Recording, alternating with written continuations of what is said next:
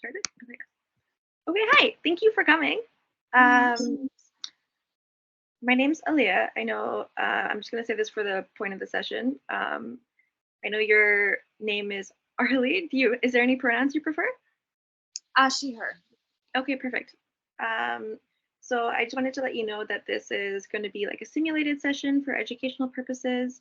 So we're going to be going over the treatment theory that we're going to be using and the treatment theory we're going to be using for the session. And then we're going to go into the session, and then we're going to go into the treatment planning and then kind of go over how it was for you. And I just want to let you know all of this in advance, just so you're aware. Are you okay with all of this? Yes. Okay, cool. And you are probably, I already sent you the form, so you will probably already be aware, but everything that we say is confidential, and there's going to be just a couple exceptions to things we say. We have like a duty to warn, so there's going to be if anything you state is at risk for yourself or to risk for other people, or if there's any mention of abuse, then I would have a duty to warn to the authorities, but I would be letting you know first if anything gets, if I have to let anyone know besides what we say here. Okay, cool. So I think with your presenting problem, I know you have started seeing your parents again recently. So I think for that, we're going to use narrative theory. So basically, narrative theory is kind of reauthoring your own story and kind of using alternative narratives to use a method that works for you and to find a different resolution for the problem, if that makes sense. So it's a lot of like deconstruction of the problem and externalizing the problems. And you're kind of like, you're the person and this is the problem, you're not intermeshed. So then it's basically more about it is that, you know, your reality is socially constructed and it lends itself to multiple interpretations. So maybe you perceive it one way, but if you are able to like step back from it a little bit, you're able to perceive it in a different light entirely. Yeah, and so the focus will be on your resources and your strengths, and there's no actually like one universal truth. Everything is kind of like intermeshed in different, you know, like timelines, I guess. And if you are able to view it in a different timeline or a different light, then it helps like find an alternative method to be able to deal with it. Does that make sense? Yeah. Okay, cool. I know I just dumped a lot of info on you, so let me know if you want to stop at any point. No, that sounds like that'll work for me. Okay, cool. So I just also want to emphasize that this is going to be very collaborative. So if you feel at any point that there's something you want to add or if something's not working, feel free to let me know, and then we can we can come up with the treatment plan goals together and then go from there. Cool. Okay, cool. So would you like to tell me a bit more about your presenting problem? Yeah, so yeah, as I mentioned last time, I'm seeing my parents more often than I ever have. We went like a lot of years, basically only seeing each other like on holidays, like Easter, Christmas, stuff like that. But now, since they're helping me pay for my kids' school, we see them once a week for Friday night dinners, and that has definitely added a lot of stress to my life. I don't get along very well with my parents, and so we will get into little bickerments and fights at dinner, and it's just like frustrating and a little bit exhausting that like after 16 years since I had Rory, like still nothing has changed, and like we're still fighting all the time. And have you been fighting? I know you said you don't get along very well. Is there like a cause for these fights? Really, it's about like anything. Like I just feel like everything I do is never good enough for them, and like I combat things with humor. So like I'll make a joke and then my mom will get mad, and it doesn't really feel like there's any particular. I mean, if it's related to Rory, like I get heated more because like she's my kid, and my grandparents will try and or my parents will try and tell me like how to raise her, or like that I'm not doing a good enough job. So that's definitely a source of fights. And then, the fact that I'm unmarried is a source of fights. Just my dating life in general, they're like frustrated that they don't know much about it, or they don't meet the men that I'm dating, but like I don't want them to because they'll probably ruin it. So yeah, just like generally my mom gets mad that she's not more involved in our life, and then, you know, we just bicker about it. Yeah, it sounds like you like to keep them a little bit separated from your own life. Is that Yeah, true? I mean, I ran away when I was 16. Like I just couldn't be in that house anymore, and like I was pregnant and they were so disappointed in me, and so basically I just like did it on my own, and I like lived at the inn that I worked at, and I just figured it out. And it was, you know, hard, but it was what was best for me, and I feel like they just can't understand that. That must have been really hard. Yeah, you sound like you're very resilient to have to go through all of that alone. Yeah, it was tough, but the people at the inn that I worked at, I still work there. I run it now. They were super helpful, and they gave me a place to stay, and they took care of me and Rory. And I met my best friend through there. She's the chef at the inn, and I felt really supported by the people in Stars Hollow. They kind of became like my new family. I just didn't feel at all supported by my mom and dad. And you said they were disappointed when you were pregnant. Has they always been kind of like traditional in that sense?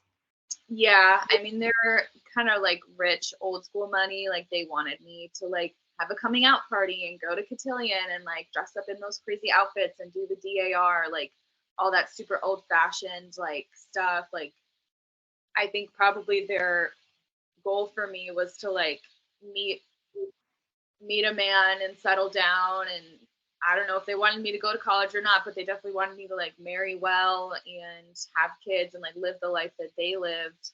Mhm. But that's not what I wanted at all. Like that house felt like suffocating, and like every event we went to was horrible, and they would put me in these horrible dresses that were so ugly, and I would have to go to these events and pretend like I cared, and it just like wasn't for me. Like I think because they were so stifling, like I became more rebellious, and so when I got pregnant, getting rid of the baby wasn't an option, and I'm so glad that I chose not to because Rory is everything to me. But it was basically like they wanted me to get married to Christopher, but that's not what either of us wanted, and so that's why I like ran away and just chose to do it on my own.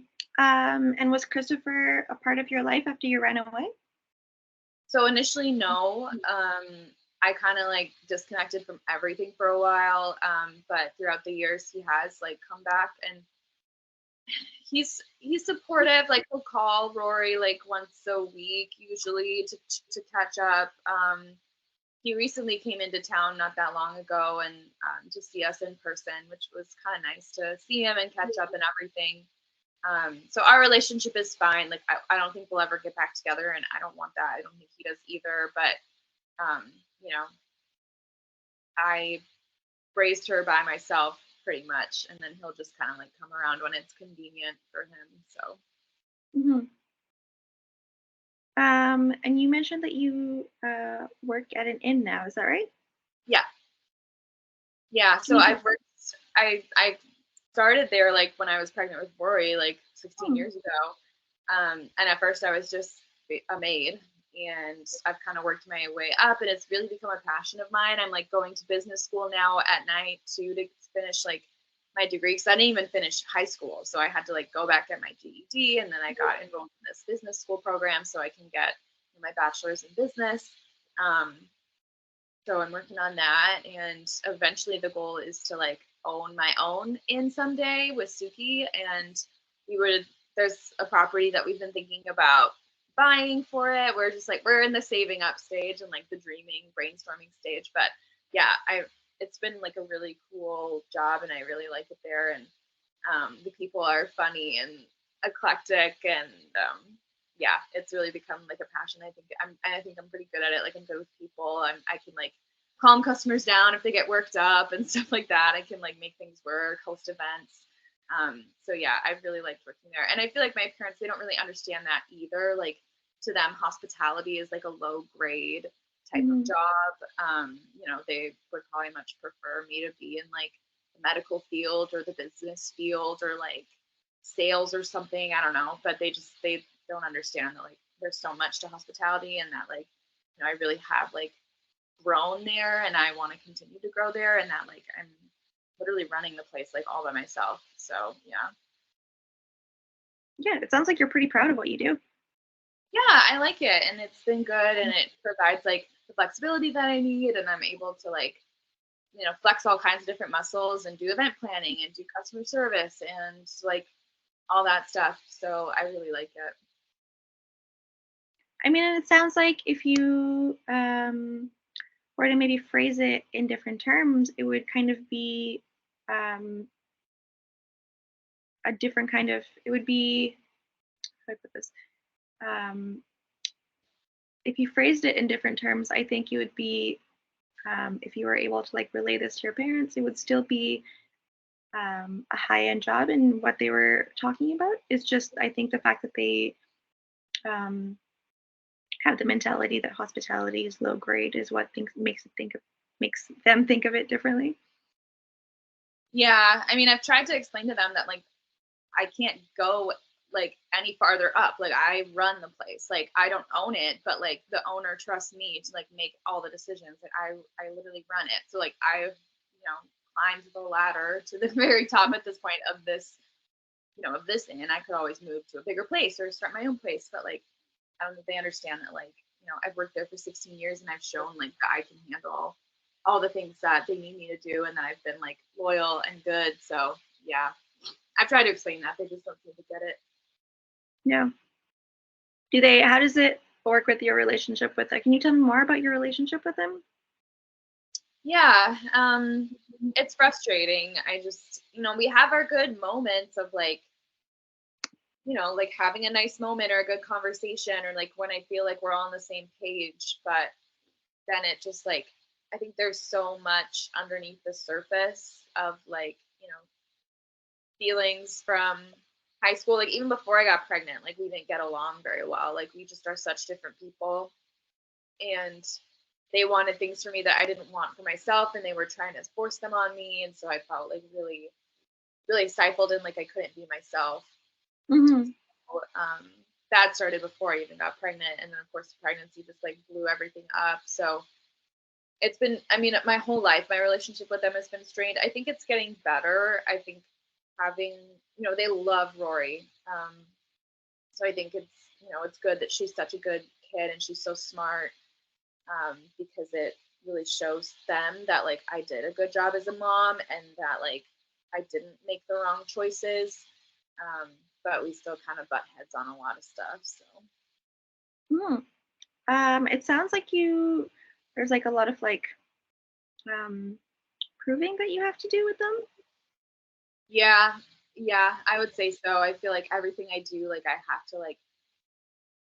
have to show really hard, like when I'm proud of something or when I'm excited about something, like they don't react in the ways that I want them to, and like that can hurt. So yeah, I kind of feel like I am constantly trying to prove myself and show like, hey, like I was able to handle this like rough time, and like I did come out on top, and like Lori is a great kid, and I have a successful job that like allows like me to provide for her. But they just kind of like I feel like they still see me as a failure a lot of the time. Does that, do you think any of that roots back to when you were growing up with them, maybe, where you had to prove yourself that you were, I don't know, um, part of their family, I guess? Yeah, totally. It did always kind of feel like I was like the black sheep and that I didn't fit in and like everybody could tell. Like at school I felt like the kids could tell I didn't fit in and like I don't know. I just was so different and at some point I kind of stopped trying to prove myself because it was like nothing is working and I don't even want to be part of this family that way. Like if they're gonna treat me like that. So that's kind of when like I left. Hmm. Um, and have you ever wished that things would be different? Are you um, happy with how they are right now? I definitely wish they were different. I wish my mom would like listen to me. I wish my parents like cared about what I care about. I wish that they had been more supportive when I got pregnant. Like I wish that they hadn't tried to force me into their lifestyle when I was young. Yeah, I mean, I would change maybe like almost every aspect of our relationship. Yeah. It's been the most challenging part of my life, like my entire life. Because I get Yeah. along so well with Rory. Like, I'm so glad that we don't have the same dynamic. I think I learned a lot of like what not to do from my parents. So she and I have a great relationship, and we talk about things, and like, yeah, we get into fights and bicker like everybody does with their parents, but like we're able to resolve them like quickly and respectfully. And I just feel like that was something I never had growing up. Like, it was more of a like, you're gonna do this and you're not gonna complain. And when I did complain, they would just like basically tell me to shut up. So Yeah, it sounds very frustrating. yeah, Sounds like you were cognizant of that and you were able to break the cycle with Rory, which is really good. yeah. I mean, I worked really hard when I was raising her to like be respectful of her needs and talk to her like an adult and treat her as her own person who has her own dreams and her own desires. And like, I think it helps a little bit that, I had her when I was 16, so I'm not like that much older than her. Hmm. Um, and I think, that helps us bond. We have a lot of the same interests and stuff, but at the core of it, I think we just communicate really well, and like we love each other so much and respect each other. Um, and I learn from her every day. Like, I'm still learning a lot about life. And I think that she helps me do that. And do you think that maybe um, because you have such a good relationship with Rory, do you think you are still hopeful that you are able to like change the relationship with your mother that way? If that makes I, sense? yeah, I hope so. I think, Rory is like something that my parents and I can both get behind. Like, we all want what's best for her, and like we all like want to provide for her and keep her safe and healthy. So that is like one thing that I think bonds us. What like gets tricky is like they want to support her in different ways than I do. But I think overall, like, yeah, it brings us together more because we all care about Rory and love her. And I mean, it has been a little bit better. Like, at first, when we first started seeing them every week, like it was pretty brutal and like we would fight all the time. But now I feel like we're getting into a groove of trying to be patient with each other, and we still definitely bicker and fight. Um, but I feel like things have improved a little bit at least. Okay, well that sounds promising. Yeah. Um, okay, we're gonna take a little bit of a different stance with this. So the problem right now is that um, seeing your parents is kind of mandatory every week due to the money that comes from it, right? If I'm phrasing this right. Um, but it's really hard to see them because you guys have a strained relationship, right? Yeah. So if we were to separate the person from the problem, you um, are completely different. Like step out of the problem for a second. How would you view it if this was like someone else's problem?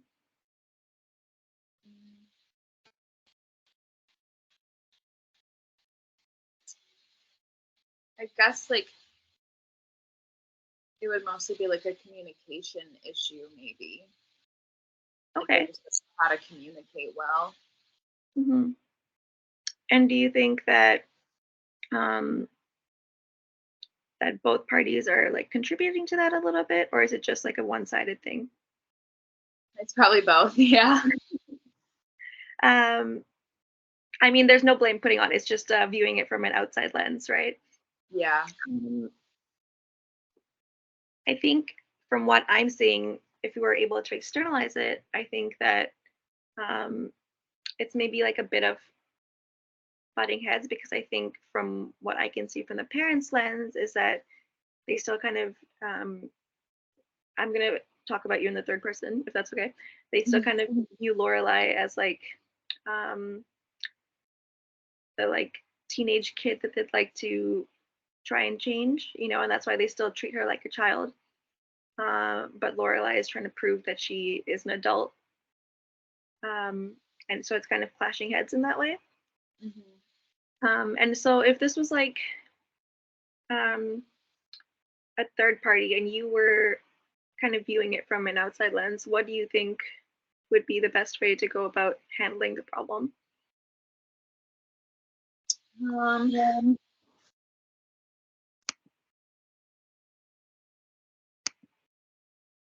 I guess I would probably encourage that person to like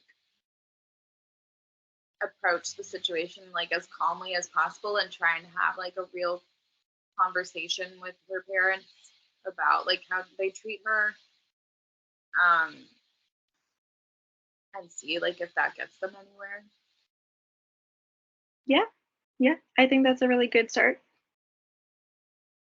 Um, I would also maybe think about, um, actually, let me pose you a new question. Do you think that people change? I think parts of people change, but I think that like overall like someone's personality or their like values don't change very much throughout life, but I think like little things can change. Yeah, I think that's a really good mindset to have. Um, and from what I know about your parents, um, like I think like reality is shaped by people's experiences. So if we were to like think of them as not your parents, but just people that had lived their lives and now they're at this point, um, do you know much about their experience before they were parents? Um, kind of, not like in super detail, but yeah, kind of. Kind of, yeah. Um, do you think that maybe um, the way that they were brought up kind of influences the way that they were parenting?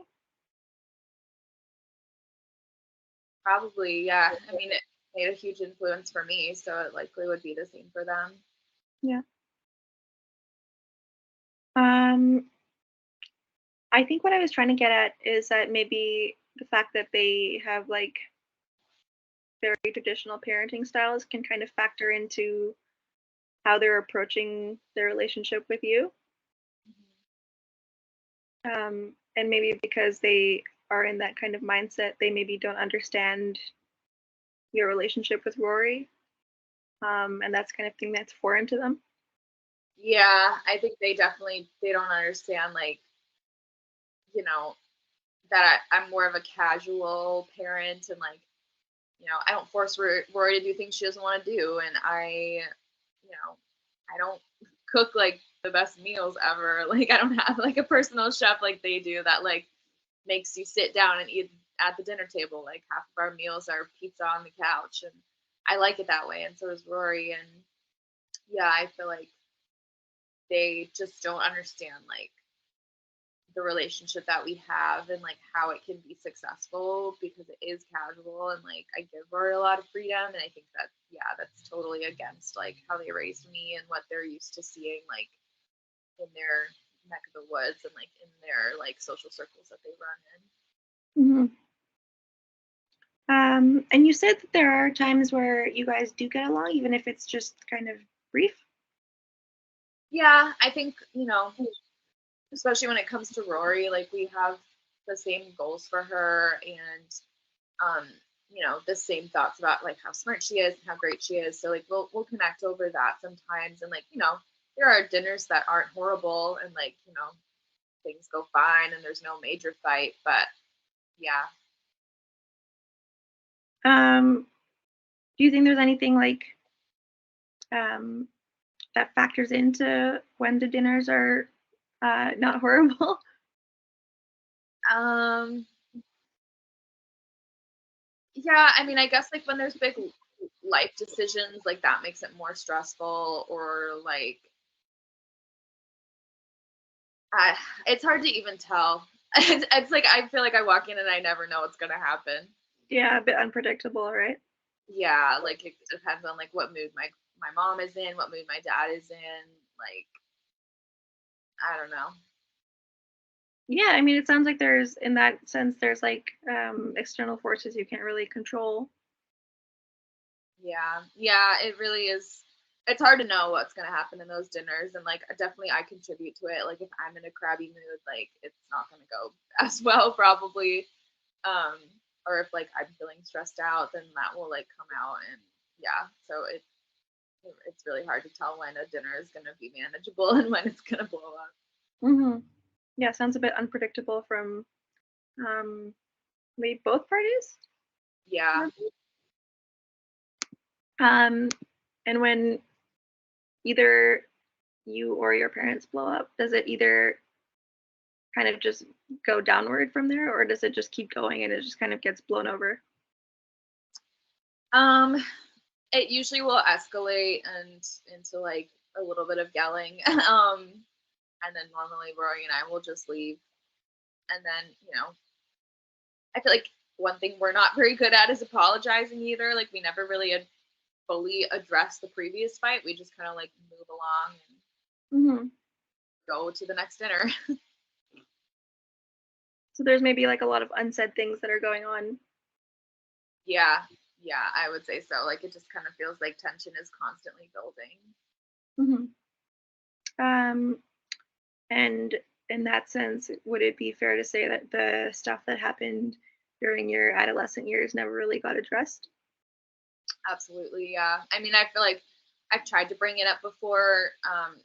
Recently, like my mom came to Stars Hollow. It was like her first time coming to like where Rory and I live and seeing the actual town. And when Rory brought her to see the inn, she showed her like where we lived, and we basically lived in a shed. Like it was nice, and we made it homey, and it had everything we needed. But like we lived in a shed for a while, and when my mom saw that, she got really upset.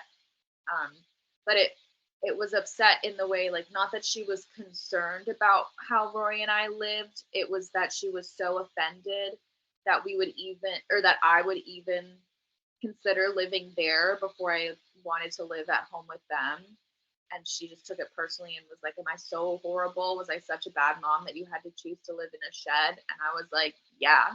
Like, so I don't even remember what your question was, but that was a moment that was just like really frustrating. And like, she just doesn't, oh, that's like, I was trying to explain to her, like, my childhood was so hard and like you were so unsupportive of me and Rory.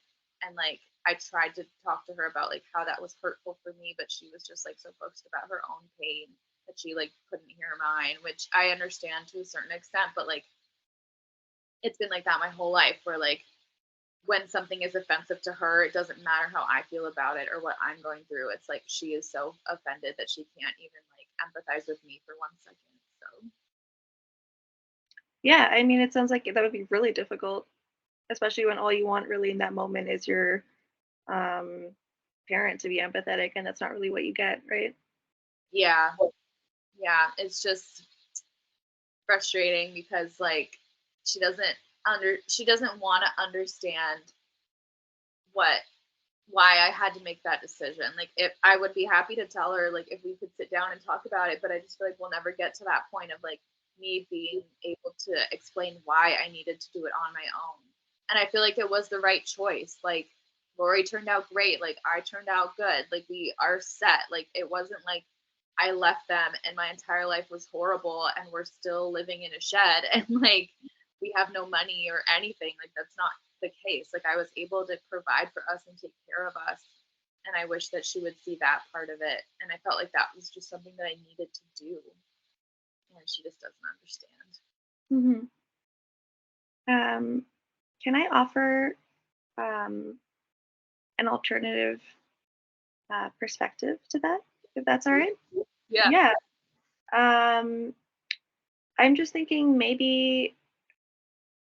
um, maybe she doesn't have the best, I guess, reactive stances to stuff. And maybe when she saw the shed, it maybe was a moment of acting offended because she was upset that she wasn't able to be provide you better circumstances, I guess, in that moment. Yeah, I think so. But I mean, she could have provided better circumstances like financially. I just think emotionally, that's where like I couldn't do it anymore. Like obviously I would have much rather to like live in a nice big house where I had meals made for me and stuff. Like that would have been better for me and for Rory, but like emotionally I just couldn't do that. I couldn't handle it. Yeah, and that's totally fair, right? That was a choice you had to make on your own. Yeah. Um, well, from what I'm hearing, it sounds like you're pretty independent and resilient and strong, and that you were able to make a great foundation for yourself. Yeah. I mean, I'm really happy with how our life turned out. And like, you know, the only reason that I even need to rely on my parents now for this money is just because like the school is so expensive. Like if Rory wasn't going to a private school, like I would be totally self-sufficient. Um, but I want her to have the best education she can so she can go to Harvard like she wants. And so, you know, even deciding to reach back out to my parents and ask them for this favor was like really hard, but I'm glad I did it because like, Rory's gonna be able to have the future that she wants and she deserves now.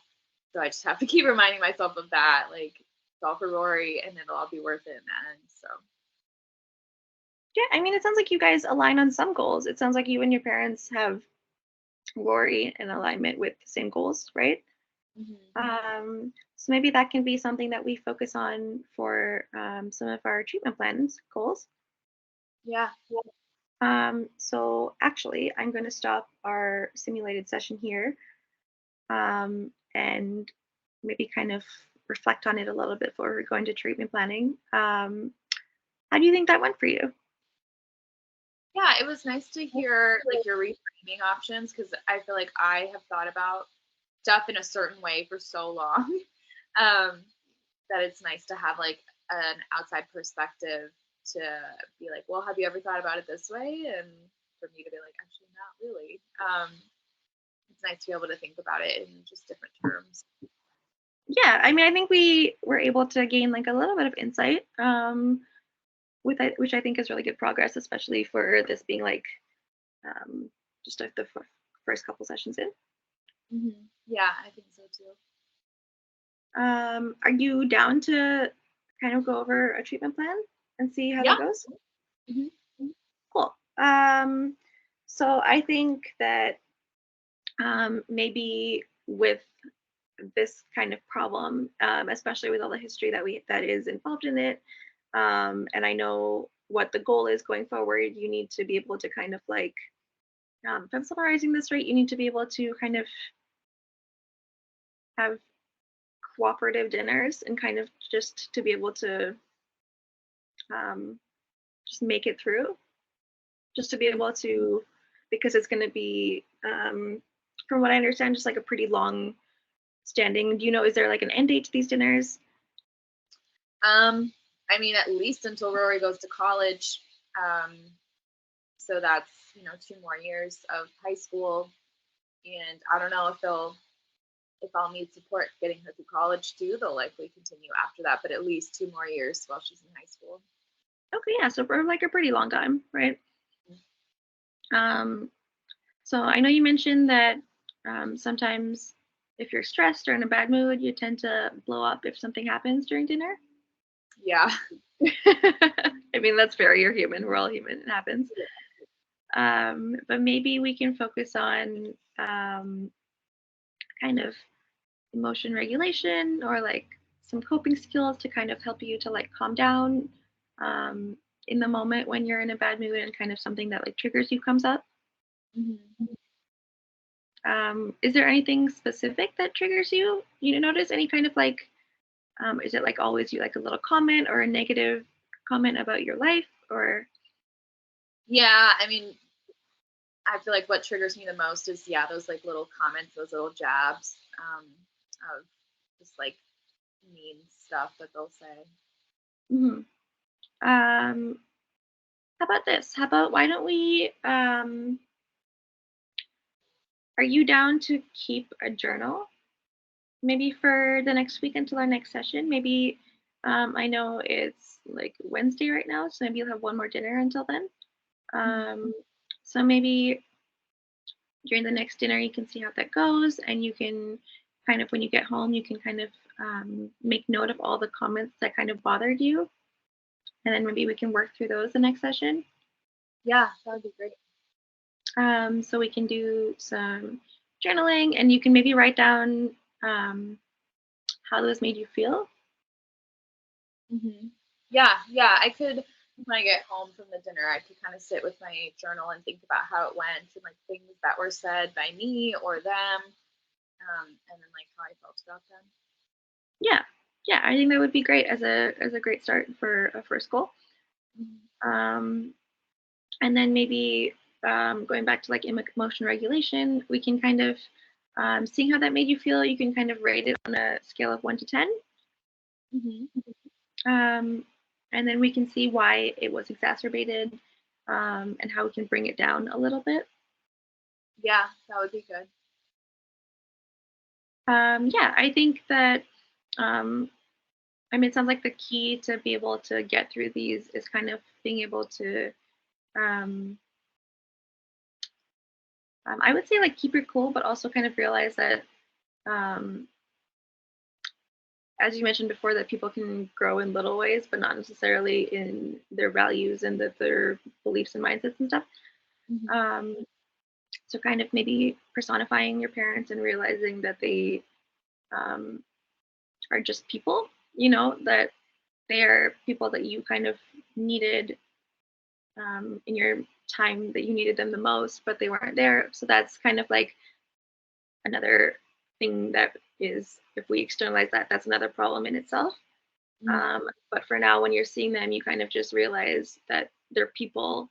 And I think that might help because realizing that, oh, hey, it's not just my mom, um, it's Emily who grew up with her own set of values and beliefs, and she's not going to change that. So this is how she views me. Mhm. Um, So being able to kind of look at them in a different lens. I know it would be hard at first, but maybe kind of as we work through it, it might get easier. Yeah, I think that would be good. I think, you know, so much of my life has been focused obviously on like myself and fending for myself that I do forget sometimes probably like what they have been through. And like even recently my dad's mom came into town, and that was interesting to watch how freaked out Lorelai, or how freaked out my mom got. And like seeing that her relationship like with a mother figure also was tense. um Hmm.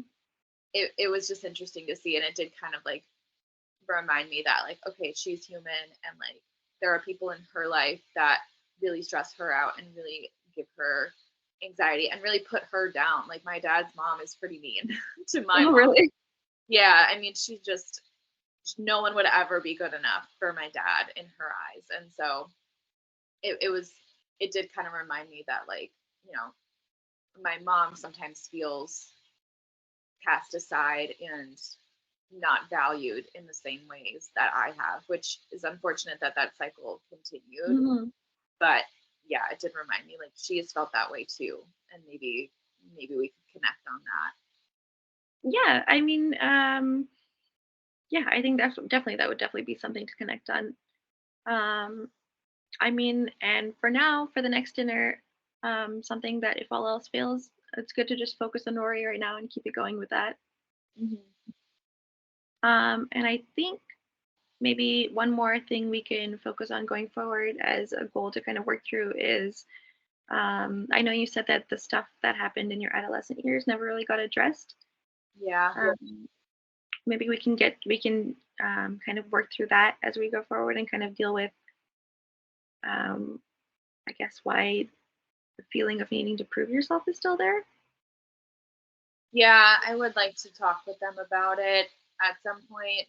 Um, because yeah, it just feels like I'm constantly still trying to like show them that I am an adult and that I made okay decisions. Like obviously getting pregnant at 16 was not the best choice I've ever made, but like I made my peace with it, and I made, I think, the best out of the situation. Like Rory's happy and healthy and safe, and that's all we can ask for. So yeah, I think being able to talk with them about, you know, even before the pregnancy, like how I was feeling in that house, I think it would be good.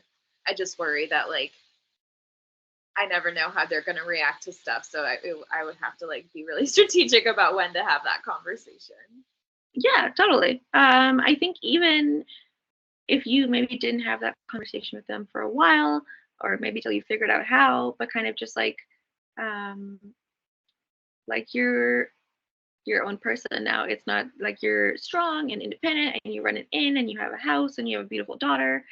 Um, so I think maybe just kind of realizing like you are a very successful person in yourself. But maybe we can work through as to um, why you still feel like you need to prove that you're successful to your parents. Mhm. Um, so maybe we can kind of, yeah, work through that in the next couple sessions as well. Yeah, I would love to talk about that. Yeah. Okay, cool. So it sounds like we have like a good foundation. Um, and then if you are still willing, we can set up some sessions for the next couple weeks. Yeah. Yeah. Okay, cool. Well, thank you for participating in this. I think it was very insightful for both of us. And I look forward to seeing you again. Perfect. Sounds good. Thank you so much. Mm.